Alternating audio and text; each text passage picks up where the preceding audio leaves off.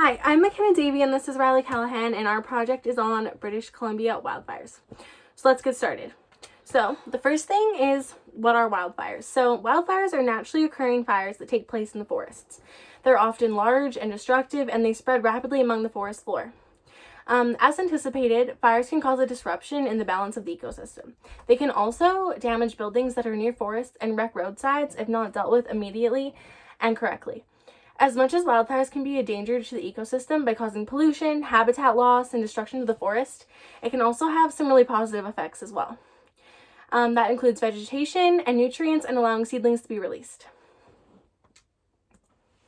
Alright, so what causes wildfires to start? There are many reasons such as cigarette butts, campfires, volcanoes, lightning, but most recently studies show that more of them are due to climate change, more specifically global warming due from humans. So humans are the causes of wildfires most often, and that can be just seen through, the carbon we put out in the air and also other air pollutants that we use from our everyday products. Some of the hottest years have been shown since the 2000s, so it's pretty recently that they recorded some of the hottest years, and it's only predicted to get worse from in the future, and the temperature is just predicted to go up. Okay, so now we're going to go into a little bit of the history of the BC wildfires. So they've had some of the worst years and they're still going on, unfortunately. So one of the most well-known wildfires to have occurred was in 2003, which was the Okanagan Mountain Park Fire. However, as predicted, the year 2017 and 2018 has topped the board in the hottest years and worst wildfire instances, surpassing the 2003 hottest recorded summer. In 2017, the wildfire was 40% greater than the previous record set in 1958, which was in Kelowna. July through August was anonymously hot and dry in BC. With the increase of temperature and dryness, that indicates that human influences contributed 96% of the causes of fire. And as human influence become more damaging on the environment, we can expect the summers to become warmer, drier, and erupt with more fires than we've ever seen before. Alright, so BC year 2003, which McKenna just talked about, and the ones compared to see in the future. So as we have seen, the 2003 at the time was recorded the hottest summer, but the 2017 surpassed that, and the 2018 surpassed the 2017, so it's just continuously getting hotter. The one in 2003 was started by a lightning strike, but it was made worse from all the dry conditions due to human impacts, and 33,000 residents in and around Kelowna had to be evacuated. So it also destroyed lots of people's homes, and it had a big impact on them. Another important thing to note in BC is the mountain pine beetle infestation. With all the pine beetles wrecking the trees, it just made the fire spread even faster because all the trees are already dead. Awesome. So now we're going to get into what should we expect in the future. So according to another article we read, they predicted that the BC area was going to become increasingly warm, and because of this, the forest fires will only continue and become more aggressive and impact people in more destructive ways. So dry and warm, ugly conditions are linked to climate change. If humans don't step up and try to change and reduce the harmful activity they cause on the environment, this aggressive warming cycle is only going to continue, and it's going to create more wildfires in the future. The statistics each year are becoming more frightening, and it shows evacuation rates and how many people's homes are being damaged or even completely destroyed. Alright, so wildfire consequences on forest and timber supply. As you can imagine, one problematic issue that arises when a fire outbreak is the damages it causes to trees.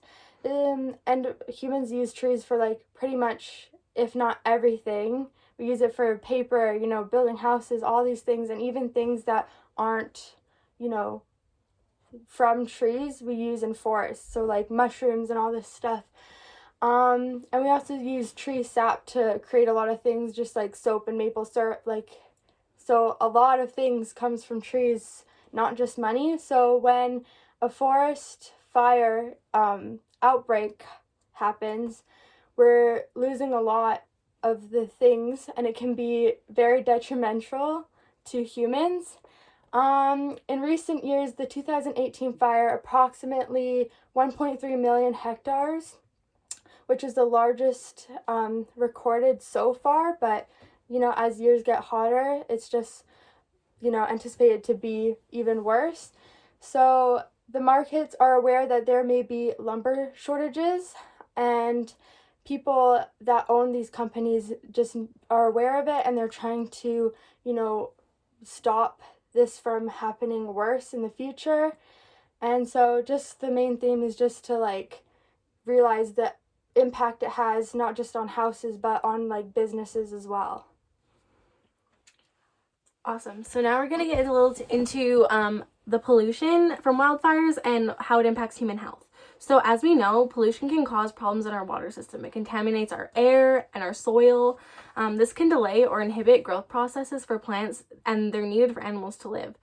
They also have direct impacts on humans, especially if they're young children, elders, or people with already existing health conditions, such as asthma. So evidence from certain studies show that being exposed to smoke from fire can actually worsen and contribute to asthma. And an interesting study that we looked at had to do with pregnant mothers that were exposed to smoke from wildfires.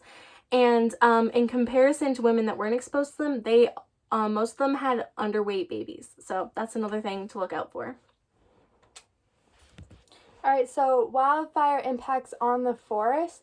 According to the textbook, certain areas are frequently on fire. This is very beneficial to the forest as it contributes to the reproduction of species. Forest fires start secondary successions. They regenerate and renew vegetation from the same and different species, and they diversify the species as well. Fire suppression allows for all of the above to occur without letting the fire get out of control. Fire suppression not only saves lives and properties and valuable timber products. Did I say that wrong? No. Okay, we're pausing. So wildfire impacts on the forests.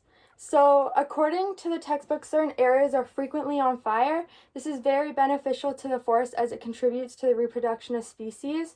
Forest fires start secondary successions. They regenerate and renew vegetation from the same and different species, and they diversify species. Fire suppression allows for all of the above to occur without letting the fire get out of control. Fire suppression not only saves lives, but property and valuable timber products. We have seen in many species that come back to life because of this tactic. Without the reoccurring fires, the textbook states that ground fuel will build up over time, and a much larger and more damaging fire will eventually break out. Awesome. So now we're going to talk a little bit about the wildfires' impact on the forest. So there are many impacts that they have on the forest, obviously, so we're just going to go over a couple of them. So wildfires destroy the places where vegetation, species, and humans live. So basically all the wildlife that inhabits it are in danger of dying. The nutrients in the soil also suffer. They've been there for perhaps millions of years, but the fire makes the soil too hot and ruins the nutrients left in the soil. The animals who reside in the forest lose their lives, which often leads to extinction of many species. And even if the fire is put out, soil erosion can still occur from the mass amounts of water being poured onto it from firefighters. And finally, the places people enjoy visiting, like national parks, will be restricted to the public while the forest is continuing to recover. And we did see that in Waterton around here as well. All right, so human-induced control of forest fires versus natural fires. There are three main types of forest fires that occur naturally. These are crown fires, the most dangerous; surface fires, little damage and easy to put out for those ones; and ground fires. They move slowly and they are difficult to put out. These fires are unpredictable and they can be very hard to control. Well-planned control of fires, on the other hand, can be very beneficial to the environment, sometimes even stopping a larger fire that could quickly get out of control. When planned fires are used to prevent larger fires, it is known as backburning. Even before these controlled fires become the norm, naturally occurring low intensified fires would start making ways for new healthy vegetation to grow. Now the process is being helped along by humans. So now we're going to get a little bit into the ways to avoid wildfires, and this was pretty prevalent in my research for BC, especially with coronavirus going on. So according to the British Columbia government website, starting at noon on April 16th, 2020, people will not be allowed to have open burning fires as wildfire season is quickly approaching. This will greatly reduce the human influenced wildfires in BC, but also due to COVID-19, the BC government is taking extra precautions this year to reduce the amount of firefighters needed, as well as to keep the air quality as good as possible. But for the most part, in general, the ways to avoid fires are to watch, especially campfires and bonfires, carefully. Be mindful of where they are and how long they'll be burning. Properly dispose of cigarettes. Be very careful with garbage burns as they can get out of hand really quickly.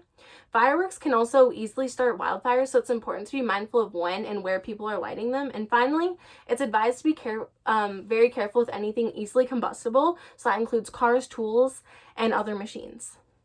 So that's it. Thank you so much for watching. Guys.